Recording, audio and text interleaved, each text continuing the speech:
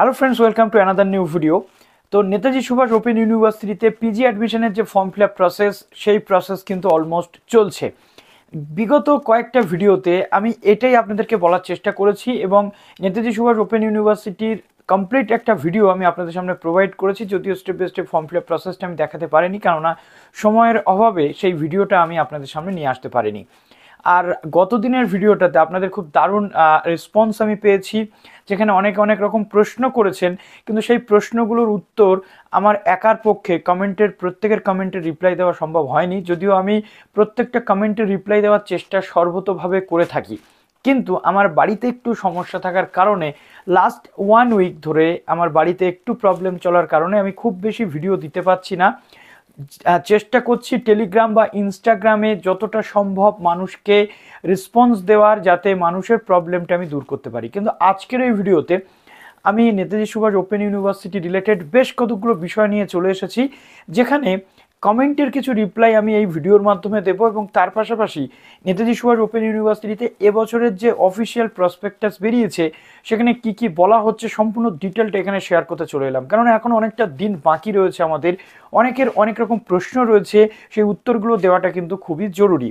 এবং এডিট করা যাবে কিনা কোনো ভুল হলে সেই বিষয়টা আজকের এই ভিডিওতে আমি ডিসকাস করব। সুতরাং যারা নতুন আছেন এই চ্যানেলে, অবশ্যই চ্যানেলটিকে সাবস্ক্রাইব করে পাশে থাকা বেল আইকনটি ক্লিক করে দেবেন, যাতে সমস্ত তথ্যগুলো আপনার টাইম টু টাইম এখান থেকে পেয়ে যান। এবং ভিডিওটা একটু বড় হতে পারে, কেননা ডিটেল ডিসকাশন হতে চলেছে। প্রথমত যেটা রয়েছে যে দাদা জিওগ্রাফি স্টাডি সেন্টার কোথায় রয়েছে এবং ফিজ এবং যে স্টাডি সেন্টার সেটা এই ভিডিওতে বলে দেবো। পুরো 165টার উপরে স্টাডি সেন্টার রয়েছে, আমি দেখিয়ে দেবো এই ভিডিওতে। সুতরাং আপনাদের কিন্তু ভিডিওটা মনোযোগ দিয়ে দেখতে হবে, একটু ওয়েট করুন।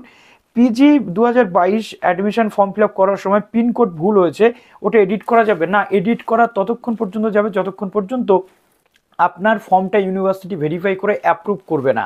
একবার ফর্ম অ্যাপ্রুভ করে দিলে আপনি কিন্তু আর কোনোভাবে ফর্মটাকে এডিট করতে পারবেন না, এটা আপনাকে মাথায় রাখতে হবে। বিএ অ্যাডমিশন কবে? BA admission next year June July টাইমে কিন্তু শুরু হবে। স্যার আমার গ্র্যাজুয়েশনে কেমিস্ট্রি অনার্স ছিল, আমি পিজি পলিটিক্যাল সায়েন্সে করতে পারবো না? করা যায় না এইভাবে, কারণ আর্টসের ক্যান্ডিডেটদেরকে আর্টসের সাবজেক্টগুলো নিতে দেওয়া হয়, সায়েন্সের ক্যান্ডিডেটদেরকে সায়েন্সের সাবজেক্ট। সুতরাং আপনি কোনোভাবেই গ্র্যাজুয়েশনে আপনার যদি পলিটিক্যাল সায়েন্স না থাকে আপনি মাস্টার্স করতে পারবেন না। বটানি অনার্স জুওলজি পাস, জুওলজিতে এমএসসি করতে পারবো? বটানি অনার্স জুওলজি পাস যদি থাকে আপনি এমএসসি করতে পারবেন না এখান থেকে অন্তত, কারণ এখানে আপনার অনার্স থাকতেই হবে। নেক্সট যে কমেন্টটা রয়েছে সেটা হচ্ছে যে রেগুলার বিএড অ্যান্ড এনএসওইউ থেকে পিজি একসাথে করতে পারবো? রেগুলার বিএড এবং এনএসওইউ থেকে পিজি অর্থাৎ একটা রেগুলার একটা ডিস্টেন্স কোর্স, ইউজিসির বর্তমান গাইডলাইন অনুযায়ী এটা কিন্তু করা যায়, বাট ওয়েস্ট বেঙ্গল গভর্নমেন্ট এই জিনিসটাকে এখনও স্বীকৃতি দেয়নি। এখানে এখনো পর্যন্ত দুটো কোর্স একসাথে করার অনুমোদন নেই, যদি আপনি করেন সেটা আপনার নিজের রিস্কে।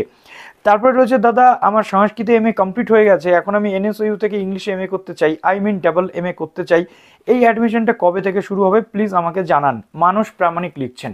দেখুন, ডাবল এম এর যে প্রসেস সেটা আলাদা কিছু হয় না, এখনই আপনি সেটা করতে পারবেন।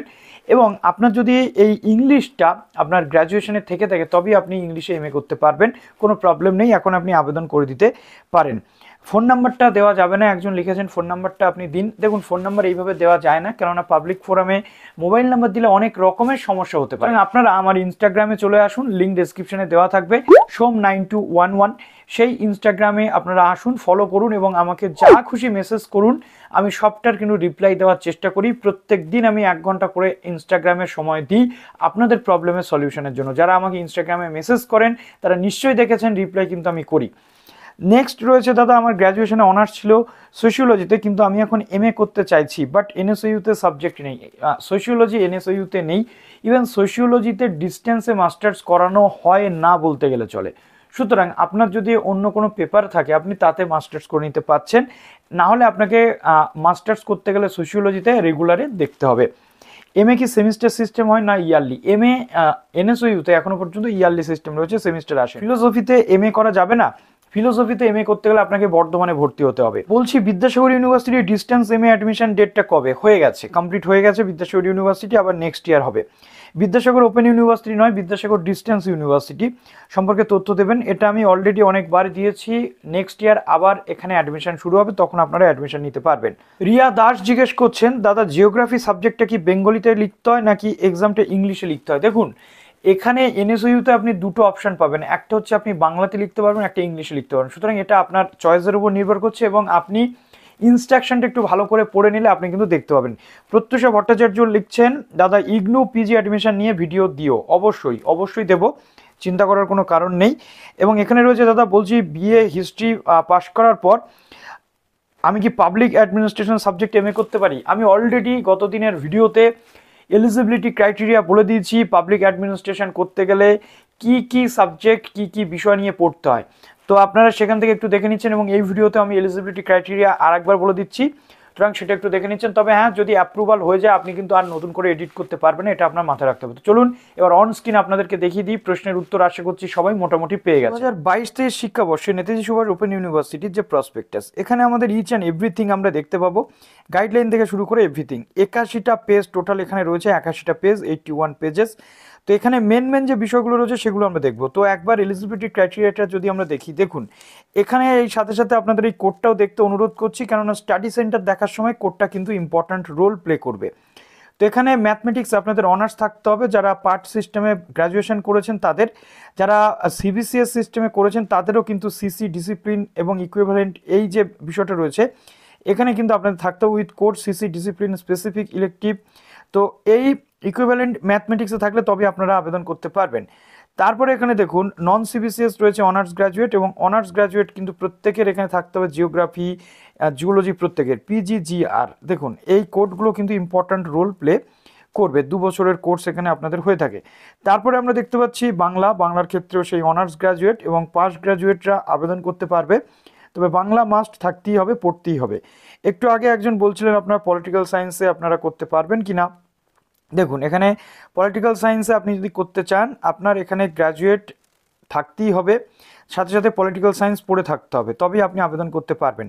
পাবলিক অ্যাডমিনিস্ট্রেশনের একটা এসেছিল কোয়ারি, তো এমএ ইন পাবলিক অ্যাডমিনিস্ট্রেশন, যেটা গ্র্যাজুয়েশন আপনার থাকতে হবে 10+2+3 ইন এনি ডিসিপ্লিন, যে কোনো ডিসিপ্লিনে পড়ে থাকলে আপনি আবেদন কিন্তু করতে পারবেন। তো তারপর দেখুন এখানে এডুকেশনের ক্ষেত্রে সেম রয়েছে, আমি বলেছিলাম এমকমের ক্ষেত্রে সেম রয়েছে, নতুন করে বলার কিন্তু এখানে কিছু নেই। অনেকে জিজ্ঞেস করছিলেন যে লার্নার সাপোর্ট সেন্টার বা স্টাডি সেন্টার চেঞ্জ করা যায় কিনা। হ্যাঁ, স্টাডি সেন্টার অবশ্যই চেঞ্জ করা যায়। দেখুন application for charge of learner support centre, ঠিক আছে, after taking admission can be, এখানে কিন্তু আপনি চেঞ্জ করতে পারবেন।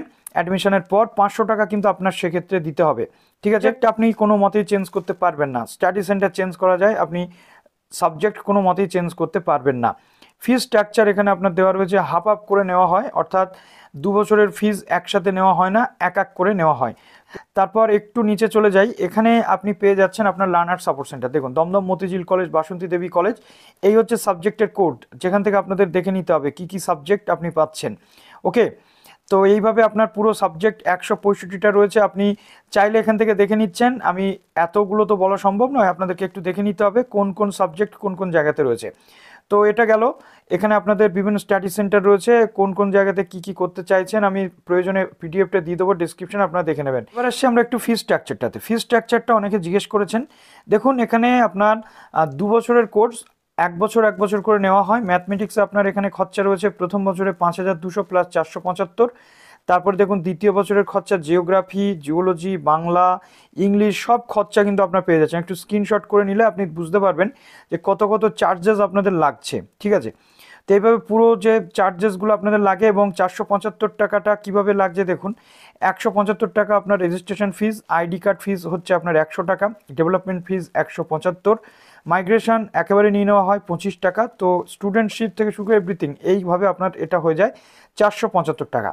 তো আশা করছি এখান থেকে পুরো তথ্যটা আপনারা এখান থেকে পেয়ে গেলেন, এবং এইভাবে আপনাদেরকে আবেদন করতে হবে এবং পরবর্তীতে স্টাডি সেন্টার থেকে আপনাদেরকে কল করে জানানো হবে কবে থেকে ক্লাস বা কী বৃত্তান্ত। তো চলুন ভিডিওটা এখানে শেষ করলাম। ভিডিওটা প্লিজ একটু শেয়ার করে দেবেন, লাইক করতে ভুলবেন না। Best of luck.